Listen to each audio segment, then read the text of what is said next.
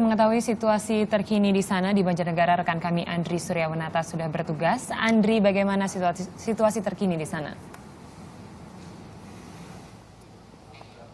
Ya, Sanas, di pagi hari ini memang belum ada lanjutan dari proses evakuasi yang berlangsung di area tanah longsor ini sendiri. Mengingat proses evakuasi sendiri akan berlangsung pada pukul 7 pagi waktu Indonesia bagian Barat.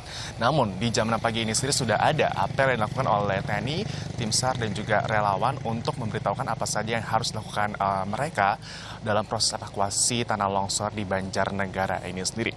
Dan juga mengingat keingintahuan, rasa penasaran dari masyarakat Indonesia tentang update terkini dan juga terbaru dari lokasi kejadian. Bersama dengan saya sudah ada Letkol Infantri dan Dim 0704 Banjarnegara, Pak Edi Rahmatullah, yang dimana beliau juga selaku penanggung jawab dari peristiwa tanah longsor di Banjarnegara ini sendiri. Selamat pagi, Pak. Selamat pagi, Mas Andri. Oke, kalau untuk sekarang, Pak, kira-kira update terbarunya berapa banyak nih jumlah korban yang meninggal dunia, luka-luka, dan juga hilang belum ditemukan, Pak? Terima kasih, Mas Andri, untuk data terupdate sampai dengan pagi hari ini. Ini yang sudah kita temukan, ini ada 40 meninggal dunia, kemudian sampai dengan saat ini 14 ini luka, baik luka ringan maupun luka berat. Kemudian diperkirakan masih ada sekitar 69 orang yang masih terkubur dalam tanah longsor. Dan hal ini pun mungkin diperkirakan masih ada penambahan karena ada kemarin beberapa pengaduan dari masyarakat atau keluarga di desa sebelah bahwa masih ada sekitar kurang lebih 12-an, itu juga dari warganya juga sampai saat ini belum ada keterangan kembali. Demikian. Oke.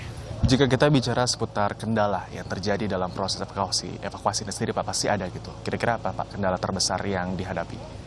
Kendala terbesar untuk saat ini mengingat dihadapkan dengan medan, ini lokasi tanah longsor cukup luas, kemudian medan juga kita lihat di belakang, istilahnya tidak bisa kita menggunakan alat berat, dan sementara proses evakuasi kita prioritas menggunakan manual.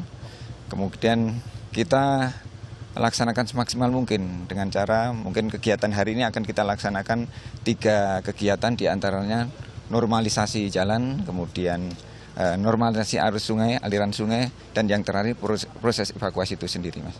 Oke, kalau untuk laporan dari orang-orang hilang memang sudah ada berarti ya, Pak, ya? Sudah ada. Oke, ini hal seperti ini mengundang banyak simpati dari masyarakat luar, Pak. Bahkan banyak juga dari pihak-pihak luar yang ingin bergabung untuk menjadi relawan sendiri. Ada persyaratan, Pak, untuk menjadi seorang relawan dalam proses evakuasi tanah longsor ini sendiri? Terima kasih, Mas. Ini khususnya saya sampaikan sendiri, pasukan yang tergabung dalam kegiatan proses penanggulangan tanah longsor ini yang pertama dari kita gabungan TNI, Polri, TNI sendiri juga gabungan ada dari TNI AU, AL maupun dari satuan-satuan Kostrad, Kopassus juga tergabung sini, kemudian dari TNI Polri sendiri juga ini ada dari Brimob, dan relawan Basarnas, Tagana, kemudian dari Orari, semua tergabung dari sini. Kemudian persyaratan, mengingat mulai hari kemarin sudah lebih dari 2.000 yang sudah tergabung, ini berarti menunjukkan antusias masyarakat, merasa bela sungkawa, kemudian banyak sekali yang ingin turut bergabung. Ini kita terima dengan catatan kita akan pilah-pilah sesuai dengan spesialisasi yang bersangkutan. Kalau yang bersangkutan mempunyai rescue, ya boleh kita nanti libatkan untuk turun dalam penanganan di lapangan proses evakuasi. Namun seandainya nanti ada yang sifatnya hanya sekedar ingin membantu, ya kita perbantukan di bidang-bidang lain yang kira-kira tidak menimbulkan kerawanan bagi yang bersangkutan. Ya. Kalau kita bicara seputar daerah yang memang di Banjarnegara ini rawan dengan tanah longsor gitu kan, Pak. Ada rencana untuk merelokasi warga yang bermukim di Banjarnegara, khususnya yang memang rawan longsor ini sendiri, Pak?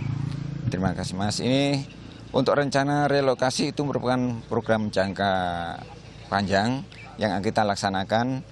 Mengingat daerah Banjarnegara ini dari 20 kecamatan, ini ada 12 yang rawan tanah longsor yang sudah dikutip tanda merah. Khususnya untuk mengenai bencana tanah longsor di Desa Sampang ini, Dukuh Jemplung, ini sudah kita koordinasikan dengan pemerintah daerah, di mana sudah akan disiapkan nanti daerah untuk relokasi. Demikian, Pak. Oke, terakhir, Pak, ada himbauan yang akan diberikan kepada masyarakat ataupun keluarga di sekitaran lokasi ini sendiri, Pak? jelas kami menghimbau kepada warga masyarakat, yang pertama khususnya untuk warga masyarakat yang ada di sekitar daerah bencana ini. Kami terima kasih untuk membantu moral, namun kami harap untuk menyerahkan proses evakuasi ini kepada tim terpadu sehingga harapan kita tidak ada masyarakat yang tidak tahu menahu ikut bergabung, nanti menimbulkan efek yang kurang bagus, artinya tidak mengindahkan keselamatan. Demikian. Oke, terima kasih ya Pak.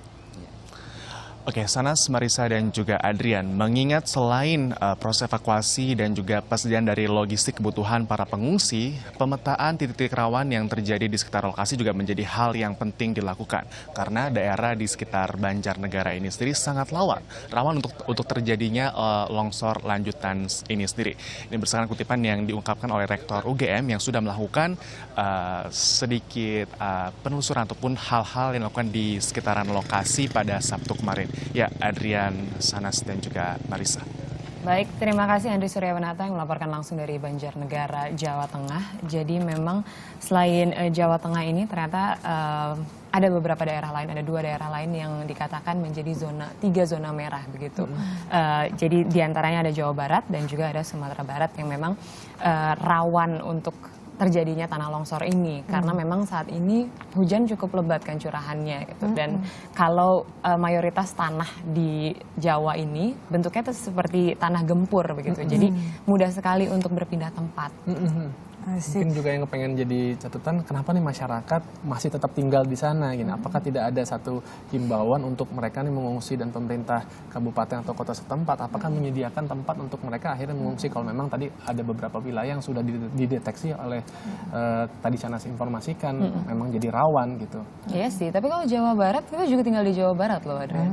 Iya, tapi kan kalau kita di tengah kota ya, untungnya sih masih aman ya sejauh ini. Tapi juga nanti kita akan bahas lebih lanjut ya teman-teman, karena memang sepanjang Desember ini ada 114 titik longsor dan 27 diantaranya ada di Banjarnegara. Nah,